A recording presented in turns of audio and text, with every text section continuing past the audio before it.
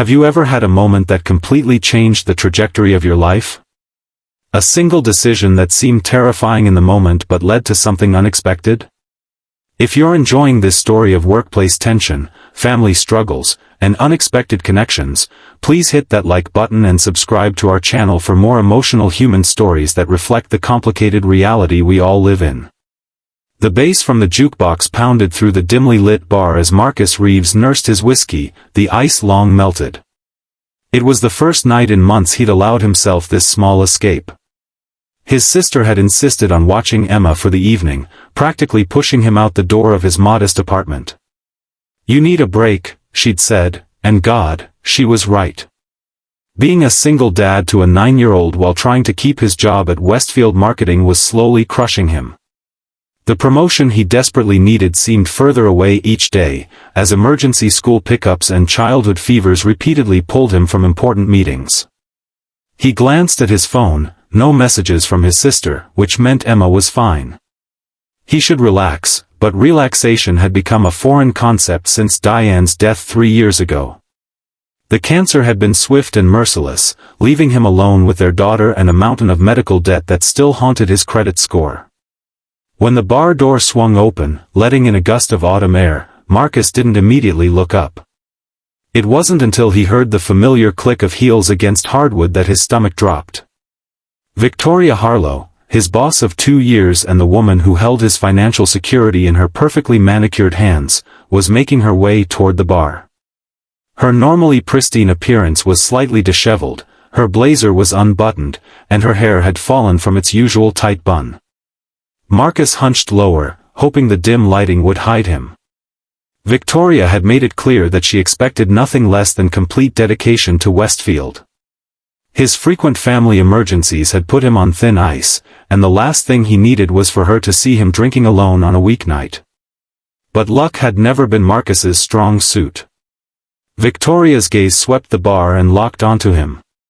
Her eyes widened in recognition before narrowing. She altered her course and headed directly for him.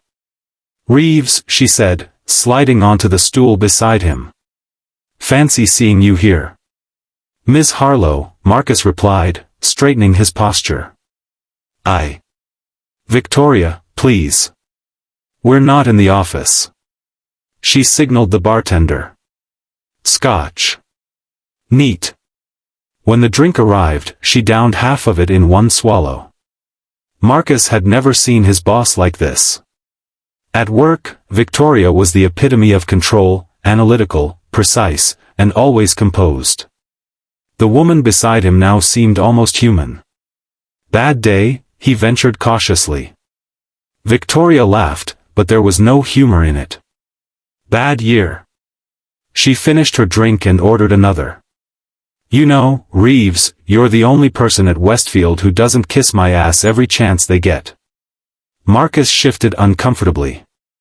"I'm not sure that's a compliment." "It is." She studied him with intense eyes. "You're also the only person who consistently disappoints me." The words stung more than they should have. "I'm sorry my performance hasn't met your expectations."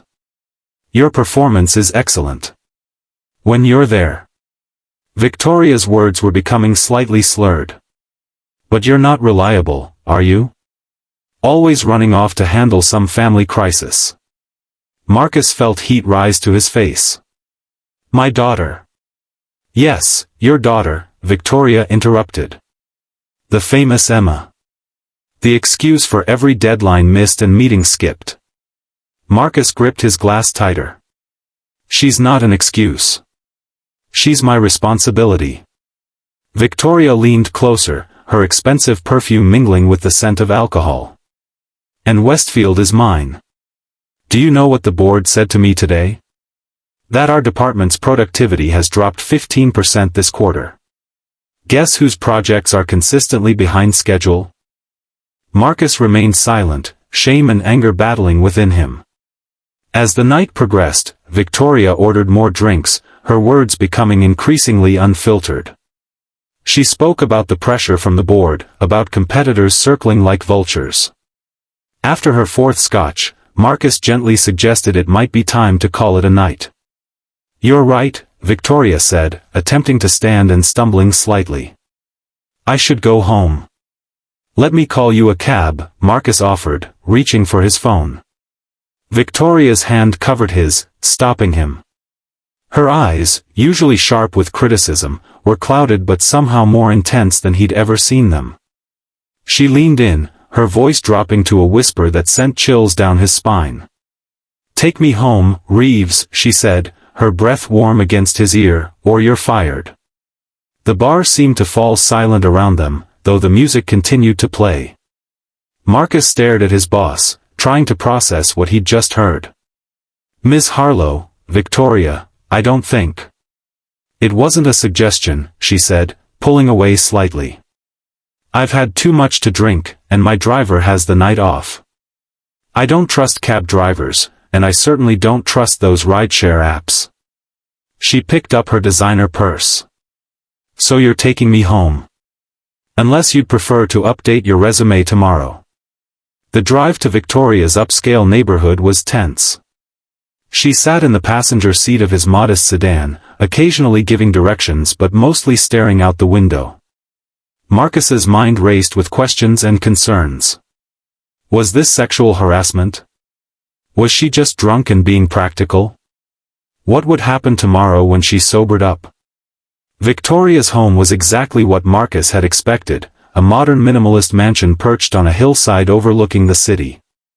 As he pulled into the circular driveway, he wondered if this was where the night would take an inappropriate turn. Thank you for the ride, Reeves, Victoria said, reaching for the door handle. Do you need help getting inside? Marcus asked, professional concern winning out over his discomfort. Victoria paused.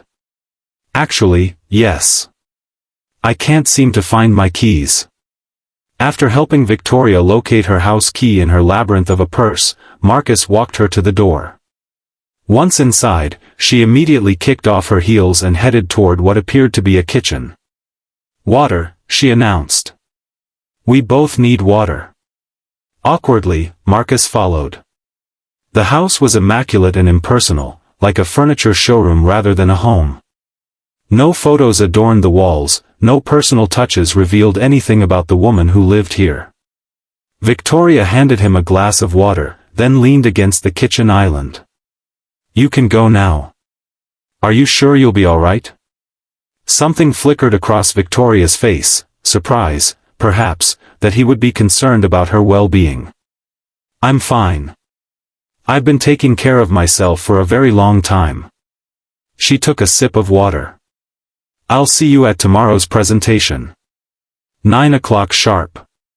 Marcus hesitated. About what happened at the bar?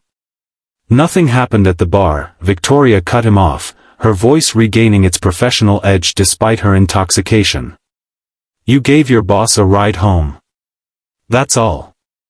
The next morning, Marcus arrived at work early, his presentation materials meticulously prepared.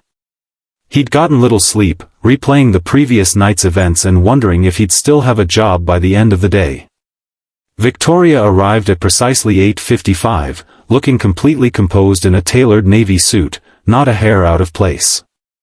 She walked past Marcus's desk without acknowledgement. The morning meeting proceeded normally. Too normally. Victoria critiqued the marketing strategy with her usual precision, challenged financial projections with her customary skepticism, and didn't once allude to their encounter. It was as if the previous night had never happened. When the meeting ended, Marcus gathered his materials, relief washing over him. Perhaps they could both pretend the strange incident had never occurred. Reeves, Victoria's voice halted him at the conference room door. A moment. The other team members filed out, leaving them alone in the glass-walled room. Victoria closed the door. About last night, she began, her voice neutral. Marcus braced himself. Yes? I behaved inappropriately. I put you in an uncomfortable position, and for that, I apologize. The apology was so unexpected that Marcus could only stare. I was dealing with some personal issues that I allowed to affect my professional conduct, Victoria continued. It won't happen again. Thank you, Marcus managed. I appreciate that. Victoria nodded curtly. That's all. She turned her attention to her tablet, clearly dismissing him. Marcus should have felt relieved, but something bothered him.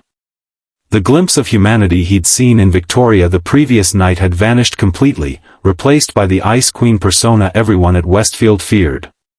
What personal issues had driven her to drink alone at a bar on a Tuesday night?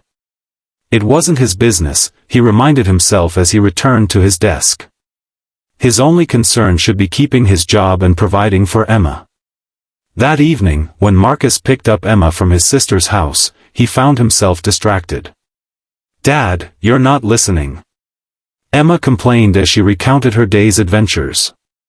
"Sorry, sweetheart," Marcus said, forcing himself to focus on his daughter's animated description of the science experiment they'd conducted in class. Emma's curly hair bounced as she gesticulated, so much like her mother's that it sometimes made his heart ache. "Is work stuff bothering you again?" Emma asked with the perceptiveness that often surprised him. "Just adult things," he said, smiling reassuringly. "Nothing for you to worry about." Emma fixed him with a serious look. "Mom always said that families share problems and joys. You don't have to tell me everything, but you don't have to pretend everything's perfect either." Marcus felt a swell of pride mixed with sorrow. At 9 years old, Emma sometimes seemed wiser than he was, another trait she'd inherited from Diane. "You're right," he admitted. "Work has been challenging lately. My boss is difficult to understand."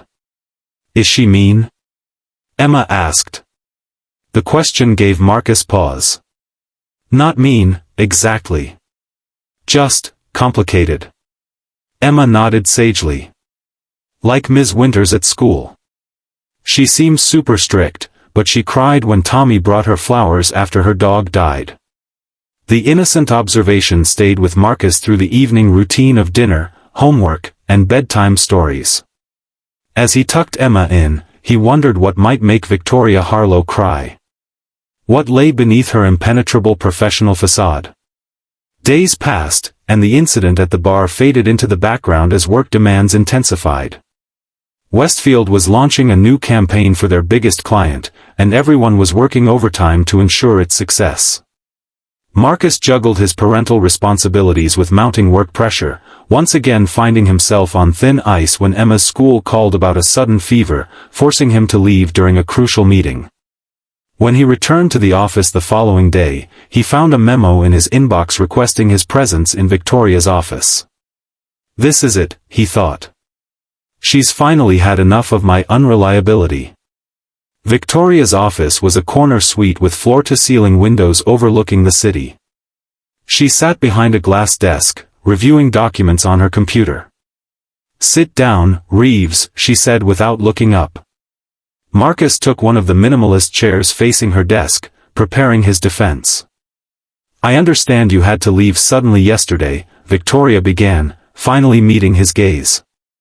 "Yes, Emma was sick." "I know." Victoria leaned back in her chair. "This has become a pattern." Marcus took a deep breath.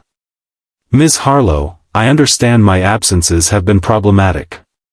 But I'm a single father, and sometimes emergencies happen. I always make up the work." "I'm not questioning your work ethic, Reeves," Victoria interrupted. "I'm questioning your work arrangement. I don't understand." Victoria stood and walked to the window. "I've been reviewing our company policies on flexible work arrangements. Westfield has never been progressive in this area, but there's nothing explicitly preventing us from implementing changes." Marcus watched her cautiously, unsure where this was heading. "I'm proposing a pilot program," Victoria continued. "Remote work options, flexible hours, and emergency backup childcare benefits. I want you to help develop it." Of all the things Marcus had expected, this wasn't even on the list. "Me? Why?" Victoria turned to face him. "Because you understand the challenges firsthand. Because despite your complications, your work is consistently excellent. And because I think Westfield needs to adapt if we want to retain valuable talent. The conversation that followed was the most honest exchange Marcus had ever had with his boss. Victoria listened as he described the daily tightrope walk of single parenthood, the guilt when work kept him from Emma, the anxiety when Emma's needs took him away from work, the exhaustion of trying to be everything to everyone. "What about Emma's mother?" Victoria asked, her tone gentler than Marcus had ever heard it. "Diane died of pancreatic cancer 3 years ago," Marcus replied, the familiar ache resurfacing as it always did when he spoke of his late wife. "It was quick, diagnosed at stage 4. We had 4 months together after the diagnosis." Something flickered across Victoria's face, recognition, perhaps, or empathy. She returned to her desk and sat down. "I want a proposal on my desk by next Friday," she said, her professional tone returning. "Research what other companies are doing, cost implications, productivity metrics. Make a business case I can take to the board." "Yes, Ms. Harlow." "And Reeves?" Marcus paused at the door. "This pilot needs to succeed. For everyone's sake." The project consumed Marcus's free time over the next 2 weeks. He researched progressive workplace policies, compiled statistics on productivity gains from flexible arrangements, and drafted a comprehensive proposal that would benefit not just him but all Westfield employees with caregiving responsibilities. When he finally submitted the proposal, Victoria reviewed it in silence, her expression unreadable. "This is thorough," she said finally. "But there's a personal element missing." "Personal?" "The board doesn't just need numbers, Reeves. They need stories.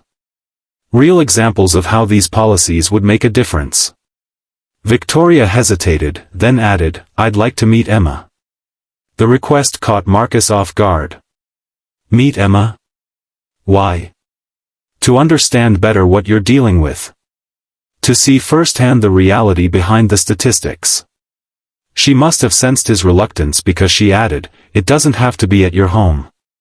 Perhaps a park or a restaurant." Against his better judgment, Marcus agreed. They arranged to meet that Saturday at Emma's favorite pizza place, a family-owned restaurant with arcade games that Emma adored. When Saturday arrived, Marcus found himself inexplicably nervous. Worlds were colliding, his work life and his personal life merging in a way he'd always tried to avoid. "Is your boss nice?" Emma asked as they drove to the restaurant. "She's professional," Marcus answered carefully. Emma rolled her eyes. "That's what grown-ups say when someone isn't nice but they don't want to say it." Marcus couldn't help but laugh. "You're too smart for your own good, you know that." Victoria was already seated when they arrived, dressed more casually than Marcus had ever seen her in dark jeans and a silk blouse. She stood as they approached. "You must be Emma," she said, offering her hand formally. "I'm Victoria Harlow." Emma studied Victoria with undisguised curiosity before shaking her hand. "You're prettier than I thought you'd be. Dad just calls you Miss Harlow," in a serious voice. Marcus felt his face heat up, but Victoria surprised him by laughing, a genuine laugh that transformed her usually stern face. "Does he? Well, I suppose I deserve that." What Marcus had expected to be an awkward lunch turned into something unexpectedly pleasant. Victoria spoke to Emma not as a child but as a person, asking about her interests and listening attentively to her answers. When Emma mentioned her science project on renewable energy, Victoria engaged her in a thoughtful discussion that left Marcus wondering about hidden depths to his boss he'd never suspected. After pizza, Emma gravitated toward the arcade games. Victoria watched her go, a wistful expression briefly crossing her face. "She's remarkable," Victoria said. "Very much her own person." "She takes after her mother," Marcus replied. Diane was a force of nature. Victoria was quiet for a moment, watching Emma tackle a racing game with intense concentration. "My sister was diagnosed with pancreatic cancer last month," she said suddenly, her voice so low Marcus almost missed it. "Stage 4. The doctors say she has maybe 3 months.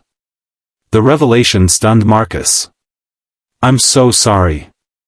I had no idea. No one does. I don't discuss personal matters at work. Victoria's fingers traced patterns in the condensation on her water glass. She has 2 children. Younger than Emma.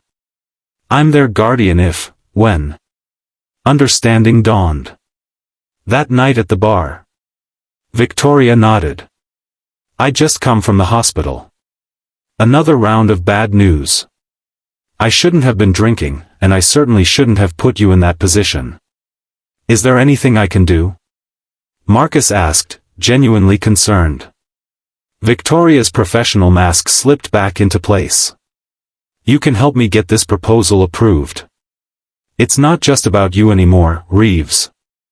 It's about creating a workplace that recognizes employees as whole people with complicated lives. She glanced at Emma.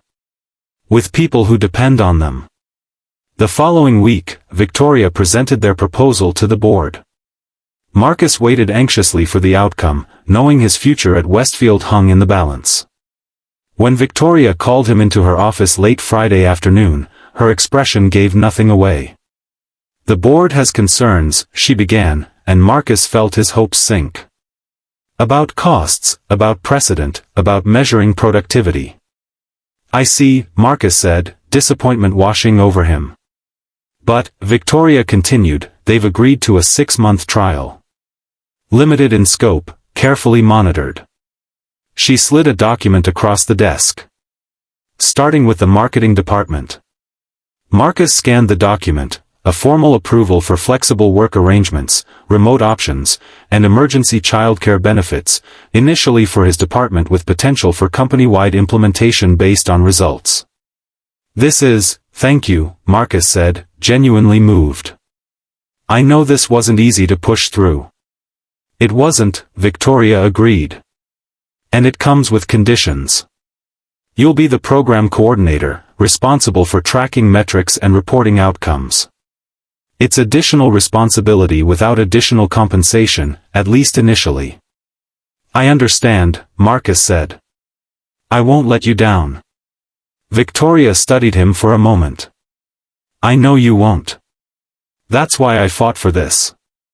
As Marcus turned to leave, Victoria added, one more thing. Emma mentioned she's presenting her science project next Thursday. If you need to adjust your schedule to attend, that would fall under our new flexible arrangements policy. The following months brought significant changes to Westfield marketing. The flexible work program, initially met with skepticism by some colleagues, gradually proved its worth as productivity remained steady while employee satisfaction scores improved. Marcus found himself in an unexpected role, not just as a team member but as an advocate for workplace reform. Victoria's sister's condition deteriorated faster than expected. Without explicitly discussing it, Marcus began taking on more responsibilities, freeing Victoria to spend time at the hospital.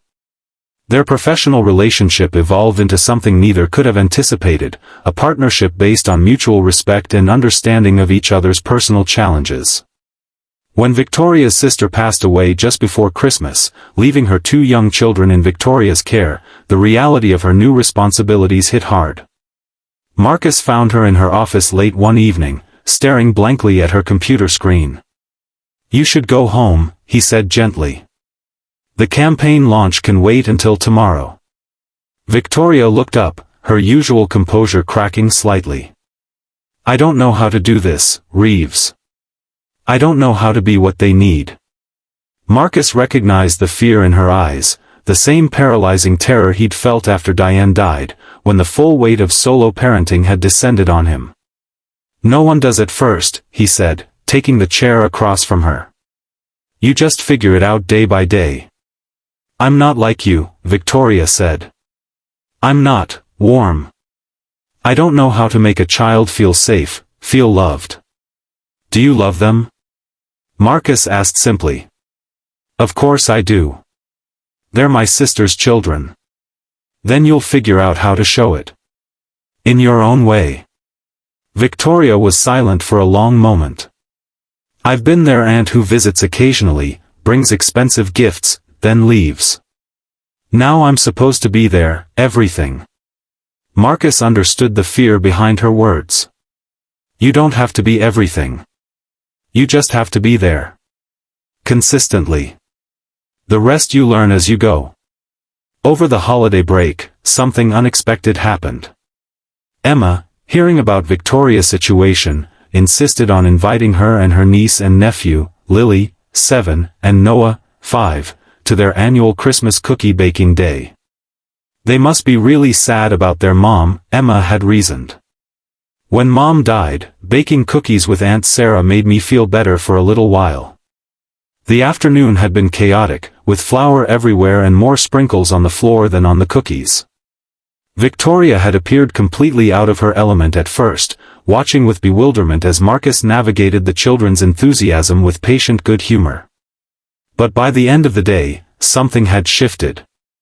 Marcus had glanced over to find Victoria helping Noah carefully place candy pieces on his misshapen gingerbread man, her usually perfect hair dusted with flour, a genuine smile softening her features. That day marked the beginning of an unexpected connection. Weekend playdates became regular occurrences as Emma took it upon herself to teach Lily and Noah the important things they needed to know about dealing with grief, like how it was okay to feel happy even when you were sad inside, and how sometimes you needed to talk about the person who died to keep their memory alive. The children's natural resilience helped Victoria in ways professional therapy hadn't. Through their eyes, she began to see possibilities rather than just responsibilities. And Marcus found himself in the strange position of mentoring his boss through the challenges of sudden parenthood. At work, their professional relationship maintained its boundaries, but a new understanding flowed beneath their interactions. The flexible work program expanded to other departments as its success became evident. Victoria, now experiencing firsthand the challenges of working while parenting, became its most vocal advocate to the board. 6 months after that night at the bar, Marcus found himself once again sitting across from Victoria in her office. The board is impressed with the program results, she said, sliding a report across her desk. Productivity up 12%, retention improved, recruitment costs down. That's great news, Marcus said, genuinely pleased. The program had made his own life immeasurably better, allowing him to be present for Emma's important moments while still excelling at his job. They've approved the company-wide implementation, Victoria continued. And created a new position to oversee it. Director of Workplace Culture and Policy. That's wonderful, Marcus said. Who will be taking that on? Victoria raised an eyebrow. You, if you want it. It comes with a significant salary increase and, of course, all the flexibility benefits you helped create. The offer stunned him. Me? But I'm not even in human resources. You understand the issues better than anyone in HR, Victoria said. You've lived them. And you've proven you can implement solutions that work for both employees and the company. As Marcus considered the opportunity, Victoria added, there's one more thing. The position reports directly to the executive committee, not to me. You wouldn't be under my supervision anymore. Something in her tone made Marcus look up sharply. Is that important? Victoria met his gaze directly. It eliminates certain, professional complications. The implication hung in the air between them. Over the months of weekend playdates and shared parenting advice, their relationship had gradually evolved. Nothing inappropriate had occurred, but Marcus couldn't deny the growing connection between them, a connection both had carefully avoided acknowledging given their professional positions. I see, Marcus said carefully. The children have been asking about going to that water park Emma mentioned, Victoria said, changing the subject but not really. Perhaps next weekend, if you're available? I'd like that, Marcus replied. Emma's been talking about it too. A year after that fateful night at the bar, Westfield Marketing was featured in a business magazine as a case study in progressive workplace policies. The article praised the company's innovative approach to work-life integration and highlighted the positive impact on both business metrics and employee well-being. What the article didn't mention was the personal journey behind the professional transformation. It didn't speak of two people from different worlds finding common ground in shared challenges. It didn't tell of children helping adults heal, or of how vulnerability could become strength when shared with the right person. On a warm summer evening, Marcus sat on the patio of his new home, larger than his old apartment but still modest compared to Victoria's former mansion, which she had sold after deciding it was too cold for children to thrive in.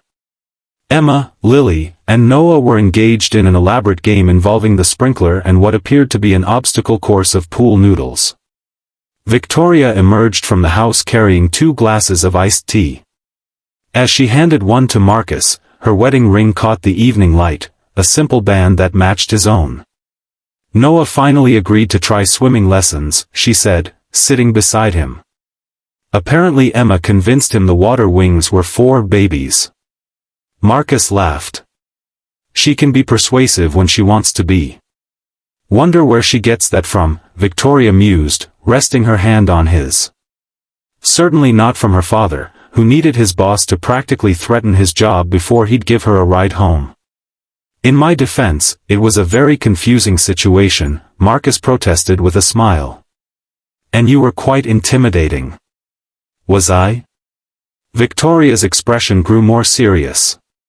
Sometimes I look back at who I was then and barely recognize her. So focused on control, so afraid of appearing vulnerable. You were protecting yourself, Marcus said gently. We all do that, in different ways. Victoria watched the children play, her expression softening. I never imagined this life. Never thought I needed it or wanted it. Regrets? Marcus asked, though he already knew the answer. Victoria turned to him, the warmth in her eyes still a wonder to him after all they'd been through. Only that it took a crisis to make me see what was missing. Only that I wasted so much time being afraid to let anyone close. As the sun began to set, casting long shadows across their yard, the children's laughter filled the air, a sound that had once been rare in both their lives for different reasons. Now it was the soundtrack of their days, a reminder of how completely life could change from one unexpected moment to another. Take me home or you're fired, Victoria murmured with a small laugh. Not my finest moment. I don't know, Marcus replied, squeezing her hand. It got us here eventually. Sometimes the journey home isn't to a place but to a person, to the family you build rather than the one you're born into. Sometimes the most important journeys begin with a single step taken in uncertainty. And sometimes, just sometimes, what feels like a threat is actually the universe offering a chance at the very thing you didn't know you needed. If you enjoyed this story of unexpected connections and second chances, please like and subscribe for more stories that explore the complexity of human relationships and the beauty that can emerge from life's most challenging moments. Remember that sometimes our greatest blessings come disguised as our biggest problems, and the people who challenge us most might be the ones who change our lives for the better.